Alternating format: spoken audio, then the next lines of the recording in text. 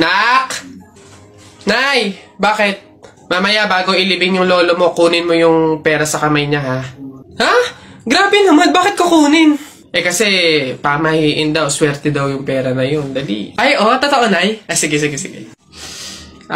Lo, tabi-tabi lang po muna, ha? Kukunin ko lang po yung pera kasi sabi po, swerte daw po yun. Hoy! Anong swerte-swerte? Walang makikinabang na swerte ko hanggang sa huli kong hantungan. Dadaya ng mga to, swerte-swerte. Ako na nga tong namatay, aagawan nyo pa ako ng swerte. Makaranas man lang ako ng swerte sa langit, no? Akin yan!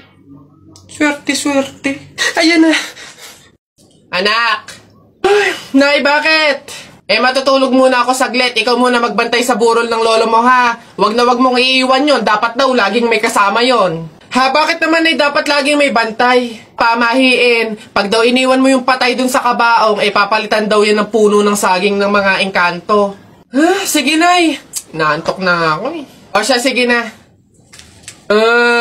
Lolo, inaantok na talaga ako.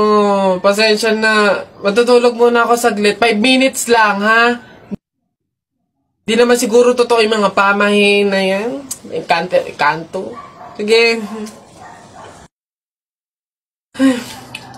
Bakit walang bantay dito sa burol? Ang lolo! Lolo! Sinasabi ko na nga ba? Nay, bakit anyari? Wala na yung lolo mo. Ha? Wala na sa kabaong si lolo? Sabi ko naman kasi sa'yo, bantayan mo Kukunin nyo ng mga engkanto at papalitan ng puno ng saging. Kasalanan na ng mga engkantong yan. Babanato ko yung mga yan. Puno na lang ng saging na natira, lola. Di mabuti, Nay. Ha? Bakit? Di iwas gastusin. Makakatipid. Wala na tayong ipapalibing. Nay, pasalamat nga tayo sa mga engkantong yan. Sila na bahala dun kay lolo, sige na, papakancel ko na yung lupang lilibingan ni lolo. Hello? Cancel na po yung lupa. Hindi na po kami magkapalibing. Okay. Salamat. Tipid ng 50K! Lala! Excuse me po, magtatanong lang po, mawalang galang na. Wala po kasi kaming chicken oil dun sa table namin. Hihingi lang po sana ako. Ha? Chicken oil? Bakit? Dahil buto-buto na yung manok mo. Para saan? Para yun naman yung ulamin mo ng ulamin kapag bubulos ka na ng madaming kanin.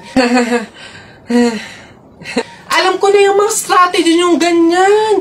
Kapag nga naman naubos yung manok na dapat tinipid nyo, ang pupunteryahin nyo naman yung chicken oil namin. Kasi nga naman masarap yung chicken oil namin, pwede nga namang ulamin yun. Dahilan para mapakinabangan nyo yung only rice. Alam ko na yan, wala na kayong mauuto dito. Visit? Akala nyo banu-banu ako, no? Akala nyo hindi ko malalaman yung iba pang mga strategy nyo. Hindi po to chicken oil. Wala po tong lasa. Ay, wow! Ikaw pa tong nag-inarte. Alam mo, kulang pa nga yan Asin. Budburan mo ng asin para magkalasa. Chicken oil. Wala na, ubos na. Telay, nako. Una na ako. Salamat sa pahapunan. Ay, nako. Sige, ingat ka. Walang anuman. Sige po, tita. Ingat po. Bye. Salamat ulit. Sige. Anak. Nay. Bakit? Iikot mo yung plato. Bilis. Ha? Bakit, Nay? Basta pamahiin yun kapag aalis yung tao galing sa hapagkainan, iniikot nila yung plato para walang mangyaring masama dun sa aalis. Ha? Ganun ba? Sige, Nay. Wait! Ano ba yan? Ikaw talagang bata ka? Ha? Nay, sabi mo iikot yung plato. Iikot mo na ayos. Nay, sorry. Pag sa bastos talaga ng bata. Hoy, Jepoy. Bakit? Alam mo, sabi sa akin ni Christian kahapon, takting yun, niyayabang ka ata nun Ikaw daw yung kumuha ng mga itlog ng manok, tapos pinagbabato mo daw, papayag ka nun, tapos sabi sa akin nung isang araw, ikaw daw yung nagsulat ng bototoy dun sa kotse ni Kuya Eman. Papayag ka nun? Kung ako hindi ako papayag dun, sasapakin ko talaga yun. Sinabi niya yun? Nasaan yun? Panapok talaga sa akin yun. Ay, ayun, Jepoy, niyayabaan ka pa na nung isang araw pa yan eh. Kung ako sa'yo, talaga sasapain ko yan. Yabang-yabang niyan sa'yo eh. Hoy, Christian. Ay, bakit? Ano yung pinagsasabi mo, ha? Isang itlog lang naman yung kinuha ko, ha? Tapos yung pototoy dun sa kotse ni Kuya Eman, inutos mo lang naman sa akin yun, ha? Yabang mo, kung ano pinagsasabi mo dyan? Eh, ikaw nga eh, umihi ka nga nang naglalakad eh. Tapos pinagbabato mo yung mga bubong dun eh. Yabang neto. Di ko naman sinabi yun. Sinungaling, kakaila ka pa. Sabi mo sa akin nung isang araw, ang asim-asim ni Jepoy, hindi pa nga naliligo, sabi mo. Dahilan-dahilan ka pa dyan, panapok na lang. Hindi ko naman talaga sinabi yun. Ba't ayayabang nyo, porque dalawa kayo? Hindi ko naman talaga sinabi yun. Ang yayabang nyo, susumbong ko kayo.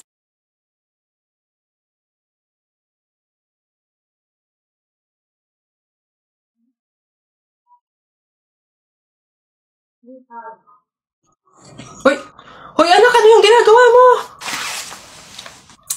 Bakit ka naman nag-uwi ng pagkain na galing sa burol ni tatay nyo? Dami naman natin pagkain dito, Nakakahiya ka. Tsaka alam mo, masama yan, ha? Ang pamahiin ng mga matatanda dyan kapag nag-uwi ka ng pagkain na galing sa burol, nakotsak may mga kapitbahay tayong mamamatay din.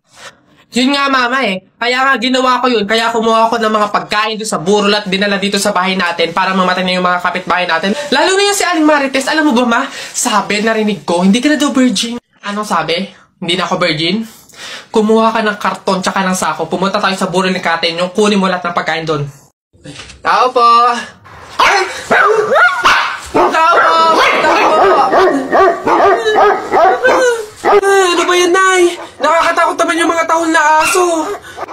Oo nga, anak, Diyos ko. Alam mo ba, pamahiin yan? Kapag daw tumatahol yung aso sa gabi, may kapitbahay daw na mamamatay. Diyos ko, sana naman si Marites. Puro na ng chismis yun eh. Tao po! Tao po! Ano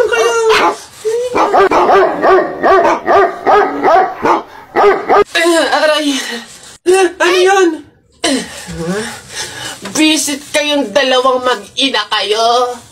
Kaya tumatahol yung aso dahil andun ako sa labas, ha? Puro kayo pamahiin. Tawag ako ng tawag, wala man lang sa inyong nagtangkang lumabas para sa akin. Ay, kuya lang.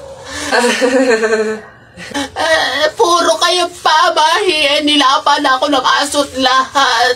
Aray, pagbibigay lang naman ako ng ulam sana eh. Eto, aray ko. Tahol kasi ng tahol yung aso, kala namin may mamamatay eh. Oo nga, mamamatay ako sa inyong dalawa. Aray ko yung rabies, yung kumakalat na